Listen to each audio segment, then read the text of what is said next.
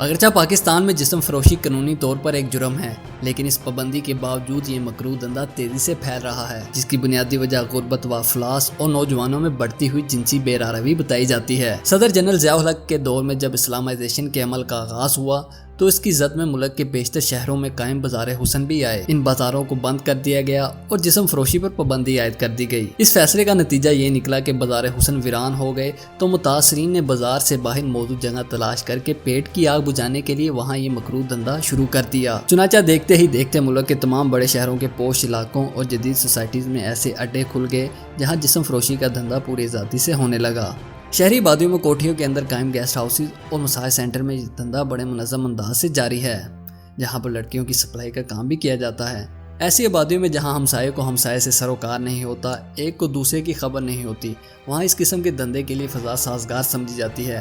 کسی کو اس چیز کی پرواہ نہیں کہ اس کے ہمسائے میں دن اور رات کے پہر کون آتا ہے اور کون جاتا ہے۔ لاہور شہر کی آبادیوں میں Defence Housing Authority, Gulberg, Model Town, Johar Town, Faisal Town, Bahria Town اور اقبال ٹاؤن میں اس قسم کے اڈے قائم ہونے کی اطلاعات ہیں۔ تاہم بیشتر جگہوں پر یہ کام ایک منظم مافیا سر انجام دے رہا ہے، جسے پولیس سمیت تمام اہم اداروں میں اثر و رسوخ حاصل ہوتا ہے۔ اس کی بڑی وجہ تو یہ بھی ہے کہ وہ اعلیٰ افسران اور معززین شہر کو لڑکیاں سپلائی کرتے ہیں، اور دوسرا تمام اداروں کو اس کا باقاعدگی سے حصہ بھی ادا کیا جاتا ہے، اسی لیے انہیں اس دھندے میں کسی قسم کی رکاوٹ یا پریشانی کا سامنا نہیں کرنا پڑتا۔ اس حوالے سے روبینہ اور پنکی نامی طوائف نے بتایا کہ بازار حسن میں ایک محدود جگہ تک یہ دھندا جاری تھا جہاں مخصوص لوگ ہی آتے جاتے تھے، لیکن یہ کام اب شہر کے اہم علاقوں میں ہو رہا ہے۔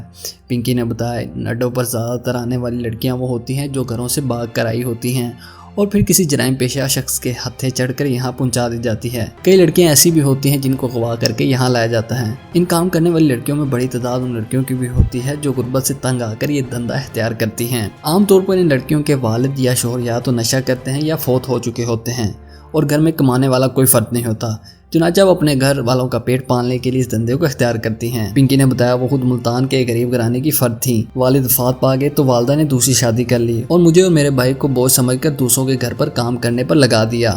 میں ایک زمیندار گھر کے کرانے میں کام کرتی تھی جو مجھ پر جنسی تشدد بھی کرتا تھا اور جب چاہتا مجھے مارتا پیٹتا بھی تھا، جس سے تنگ آ کر میں لاہور آ گئی۔ لاہور میں رکشہ ڈرائیور نے مجھے اپنے پاس رکھا اور پھر ایک دن مجھے یہاں بھیج دیا۔ اب میں یہاں رہ رہی ہوں۔ پنکی نے انکشاف کیا کہ 50 کے قریب لڑکیاں یہاں پر کام کر رہی ہیں جن کی عمر 14 سے 28 سال کے لگ بھگ ہیں۔ بعض لڑکیوں کو اڈا مالک لاہور، اسلام آباد اور دوسرے شہروں میں بھی بیچتا ہے اور اس کے بدلے مقبول رقم حاصل کرتا ہے۔ پنکی کہتی ہے ہمیں نہیں پتا وہ اس خدمت کے روز کتنے پیسے لیتا ہے، البتہ ہمیں ایک رات کے 2 سے 3 ہزار روپے دیے جاتے ہیں۔ پنکی نے بتایا یہاں لڑکیوں کی کڑی نگرانی کی جاتی ہے اور لڑکیاں اپنے طور پر اس اڈے سے باہر نہیں جا سکتی۔